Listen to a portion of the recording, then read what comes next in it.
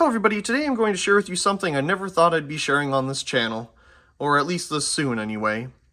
This is an LED area light, obviously.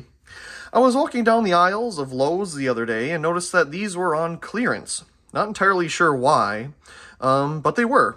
And this particular one was 85% off, and I thought, well, for less than $20, I'll pick this up and share it with all of you and see what it's all about, because I'm curious as well. They had two different versions of these. There was a lower wattage version. This one's 36 watts. I believe the other one's 40-something watts. That one wasn't as steep a discount, so I just went with the lower wattage one here. They both look identical. I'm sure it's just the amount of LEDs on it or something. But anyway, they must be getting a different supplier of lights for Lowe's, or there's a new model of this that's coming out and they're just discontinuing the old ones. Not entirely sure, as I didn't see anything on the shelves to replace them at the time. Either way, this one is made by a well-known name, Lithonia Lighting, so I'm hoping for some good quality stuff here.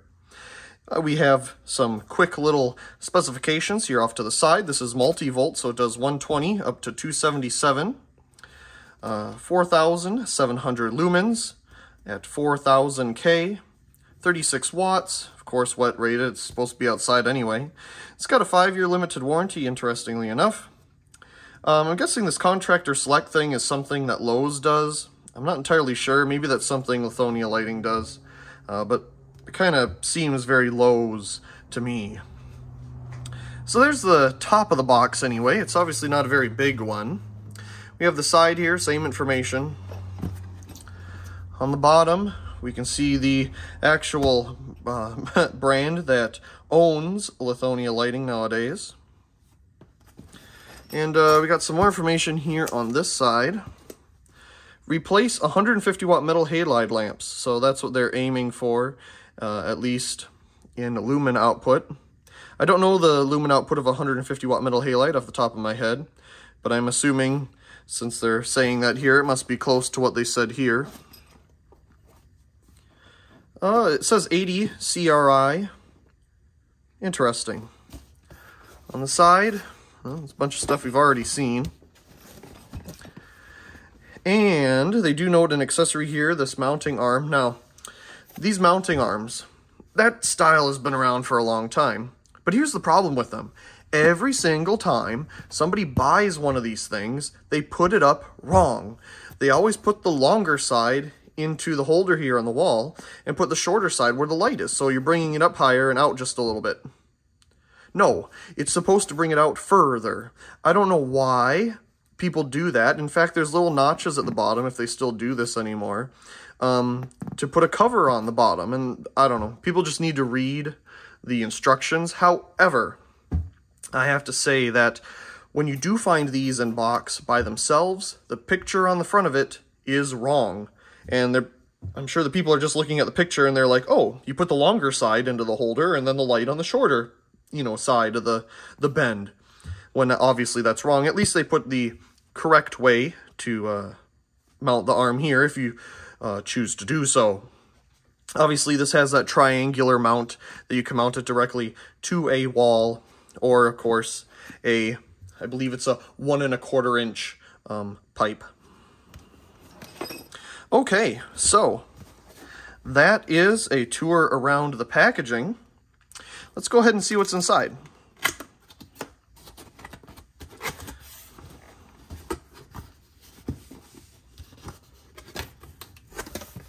We have our mounting here for helping you put the holes on the wall before you get the light up there. That is handy. Nice piece of cardboard. All you have to do is take that off and you can use the template. So we have our mounting hardware here and some wire nuts. Ooh, this is a nice addition. They actually give you the little bracket to mount it to the arm. I'm assuming the arm doesn't come with that. But that's always nice to have around.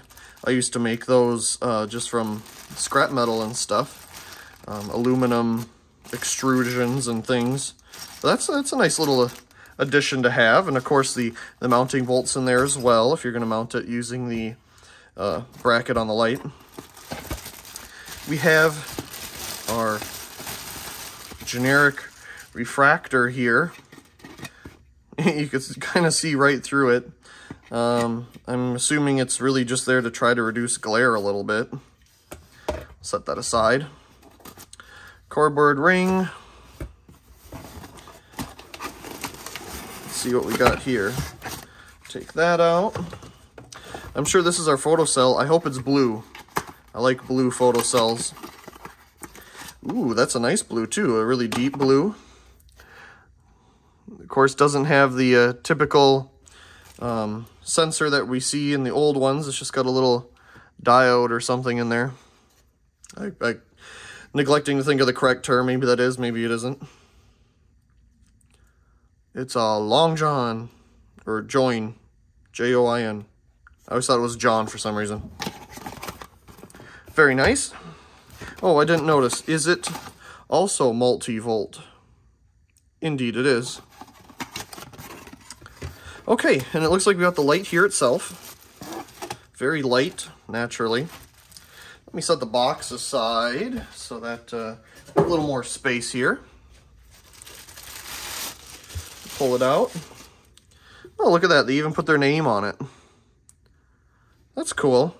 It reminds me of back in the day when Cooper Lighting Regent put their naming on stuff directly instead of just having the sticker. So that's nice. I do like the photocell socket. So we have one prong here that's bigger than the others. Put it in there and turn it. Of course, this is facing directly out. You can loosen this screw in the middle if it works correctly like this. And then you can position this so that north is facing north. So there's that. We'll take it off just for a second. Looks like the coating they have here for the aluminum housing is done really nicely. We'll flip it over and there's our LEDs. They do have a plastic cover here. I don't see anything around the edges for sealing, you know, just to keep moisture out. It looks like it's just a cover that's on there, but maybe there's something underneath it. Or actually, I think this whole gray thing around here, that's a darker color than the aluminum. That's probably our seal to keep moisture out. And we have some type of plastic going on here, which I'm sure just sandwiches the whole thing together.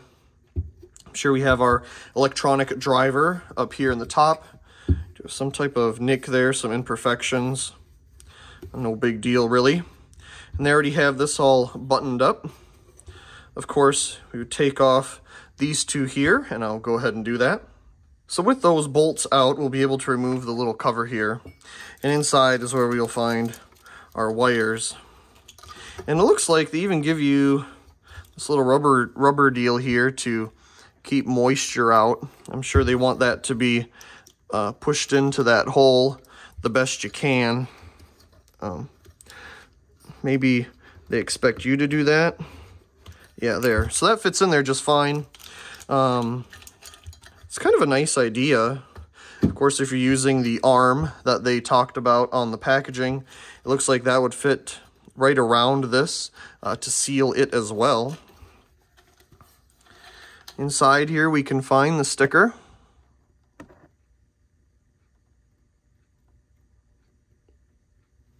With all the information on it. And of course, all of our wiring. And boy, they had to put a million stickers on here. Anyway, if we didn't want to use the cover and we're going to mount it on the arm, that's where this little bracket will come into play. And it just goes on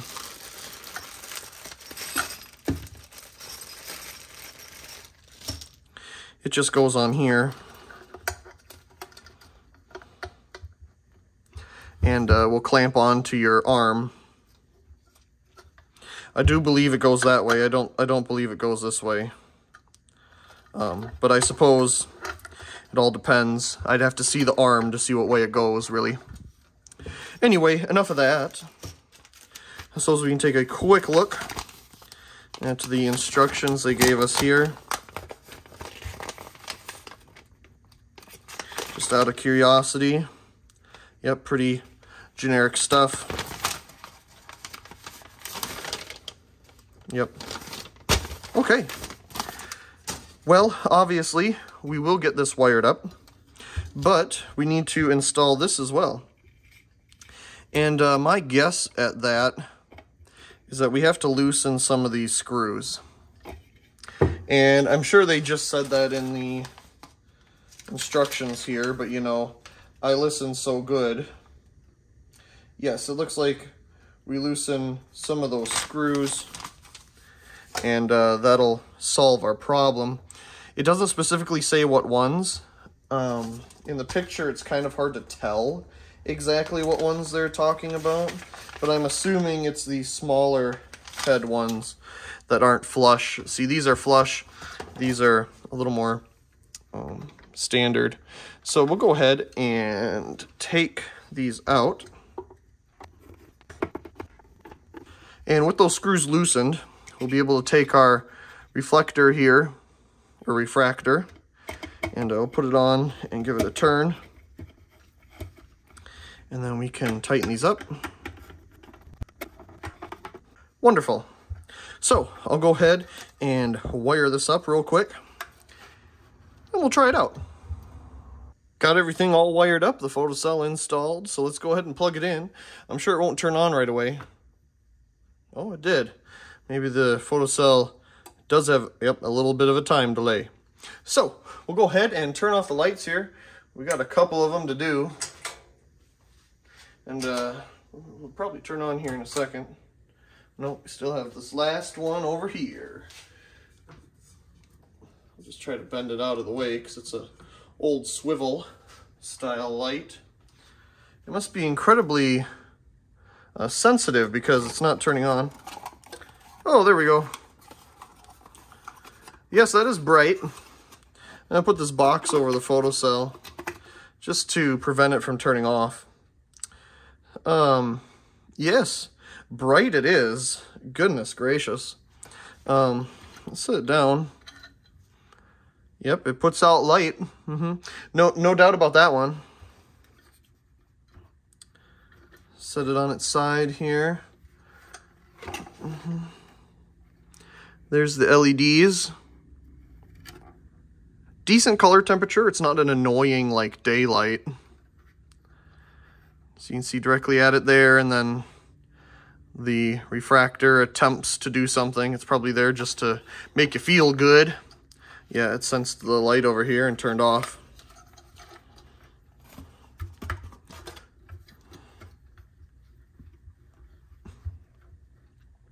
Okay, let's see. I'll try to move the camera back so we can get a better view of it.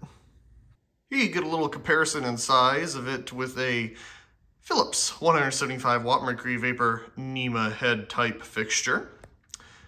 And yeah, lights everything up real decently, as you can see. It does a good job. Very, like I said, very nice color of light. It's not too annoyingly blue, and it's not warm white either.